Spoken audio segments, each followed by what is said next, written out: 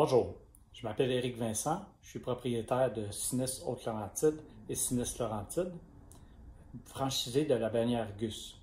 Aujourd'hui, je vais vous montrer comment utiliser l'application DocuSketch, de même que la caméra 360 degrés. La trousse DocuSketch se compose d'une mallette de transport, une caméra 360, un trépied et une lampe d'appoint à diverses intensités, de même qu'un câble de recharge. Voici la façon d'ouvrir le trépied. Premièrement, vous pouvez ouvrir la petite roulette ici, s'assurer qu'elle est dévissée suffisamment pour ouvrir les pieds. Ensuite, on resserre la molette ici. Des petites clips ici qui ouvrent les extensions. On referme les clips. Voilà. On installe ensuite la caméra en tournant jusqu'à ce qu'elle soit bien en place. Aucun besoin de serrer de façon accessible. Ensuite, pour ouvrir, il y a 3 boutons sur l'appareil. Le premier à droite, le bouton On-Off. Celui du centre pour le Wi-Fi, celui de gauche pour prendre une photo. On n'utilisera pas ce bouton-là parce que les photos se prennent par l'application. Donc, une fois que la caméra est bien en place, on allume le Wi-Fi.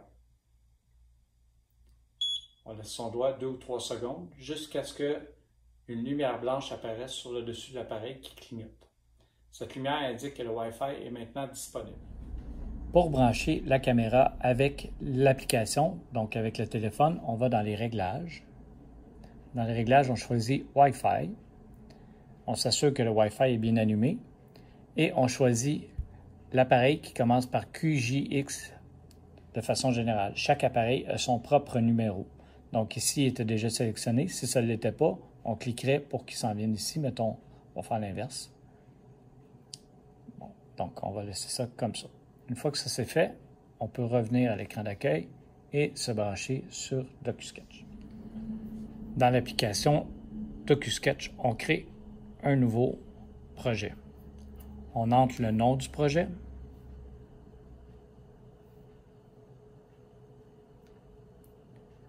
La hauteur de caméra, par défaut, est à 5 pieds. Si vous utilisez le trépied met la caméra à 5 pieds. La hauteur du plafond, bien important de la mentionner ici. C'est un menu déroulant pour la changer. On peut mettre jusqu'à 7 pieds et jusqu'à 20 pieds. On va le laisser à 8 par défaut. La plupart des maisons, au rez-de-chaussée, les plafonds sont à 8 pieds. On met l'adresse de la maison, le nom de la rue,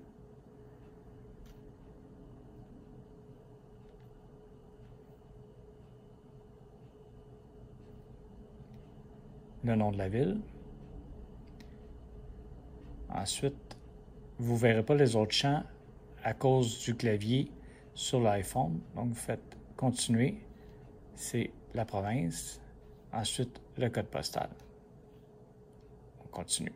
Vous allez tout voir maintenant ce que vous avez mis. Vous pourrez à ce moment-là corriger.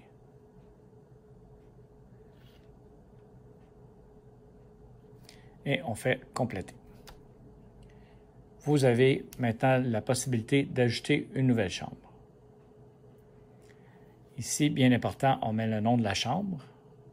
On va dire chambre ici, mais ça pourrait être salon, salle à manger, le nom des pièces. Ici, bien important, c'est un menu déroulant pour le niveau. Par défaut, c'est le premier étage. On peut mettre le sous-sol, le toit, l'extérieur et chacun des étages jusqu'à 50 étages, pardon. Donc, dans ce cas-ci, on va ramener ça au début. Très important. À chaque fois que vous créez une nouvelle pièce, s'assurer que l'étage est bien mentionné. Parce que si vous prenez le sous-sol puis vous le mettez au premier étage et qu'on commande un dessin avec ça, ça va avoir l'air de n'importe quoi. On peut encore, à chaque pièce, préciser la hauteur de la caméra et la hauteur du plafond. Ici, ensuite, on a deux options. Soit Add Shot ou Add Comment. Pour le moment, on n'utilisera pas Add Comment. On utilise Add Shot. Il y a deux modes, le Quick Capture Mode et le Single Shot Mode. Quick Capture Mode, c'est prendre des photos individuellement pour chacune des pièces, qu'on soit d'un côté ou de l'autre de la caméra. Le plus simple, ça va toujours être utilisé Single Shot Mode. Donc, quand on va cliquer sur le bouton, il va prendre une photo des deux côtés en même temps. Vous allez entendre clic, clic. Il ne faut juste pas être dans la pièce pendant que cette photo-là se prend, mais comme c'est en Wi-Fi, ça ne posera pas de problème. Ici, le bouton HDR, c'est si vous avez un problème de luminosité dans l'espace, il faut peser sur le bouton HDR. Une fois que la photo est prise, on arrive sur cet écran qui nous demande les options, soit de regarder la photo, que vous pouvez faire pour s'assurer que votre photo est bonne, ou encore d'ajouter une shot. Ajouter une shot, c'est si jamais vous voulez prendre une deuxième photo dans la même pièce, ce qui va souvent être le cas quand les pièces sont complexes ou il y a beaucoup de mobilier. Dans ce cas-là, on clique sur Add Shot, on resélectionne Single Shot Mode et on reprend une nouvelle photo. Une fois que vous avez fini de prendre toutes vos photos, vous allez arriver sur un écran et vous allez devoir, avec les flèches, revenir à l'écran d'accueil. Dans l'écran d'accueil, vous voyez ici est écrit « Upload Needed » pour dire que ce document-là doit être téléversé. Puis, il y a trois petits boutons en bas ici qui donnent des options. Upload, Share Access, Add Timeline ou Enter Virtual Tour. Celui-là, c'est un dossier déjà téléversé. Donc, vous, ce que vous allez avoir sur un nouveau dossier, vous allez avoir Upload ou Delete. Bien important de faire Upload. Mais pour faire Upload, vous devez être dans un environnement Wi-Fi ou avoir le réseau cellulaire. Donc, l'idéal, c'est de faire le Upload une fois que vous revenez au travail à la fin de l'urgence.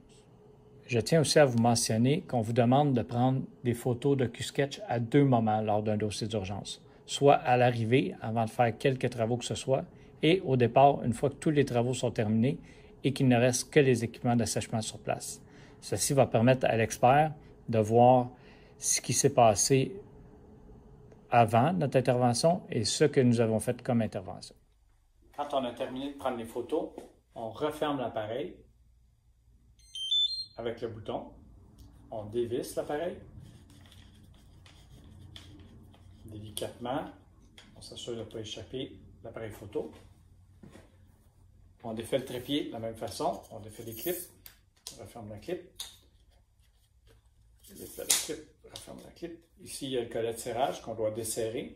Si on desserre trop, c'est pas grave. Il ne sera pas brisé. On referme les pattes. On peut resserrer un petit peu le collet de serrage, puis on dépose ça dans l'étui. Quand vous êtes de retour au travail, bien important de remettre l'appareil sur la charge. La batterie de cette caméra-là n'est pas très puissante. Donc, on peut faire un dossier, deux peut-être, mais au troisième dossier, c'est sûr que ça ne fonctionnera pas. Si vous ne voulez pas être mal pris sur un dossier avec une caméra qui ne fonctionne pas, bien important au retour au travail, de remettre la caméra sur la charge. Pour charger l'appareil, on tourne l'appareil sur le côté. Ici, il y a une petite trappe qu'on ouvre délicatement. On peut tourner le petit clapet. Puis ensuite, on branche le câble micro USB à l'intérieur, délicatement toujours. Puis on s'assure que l'autre bout est branché dans un port USB conforme.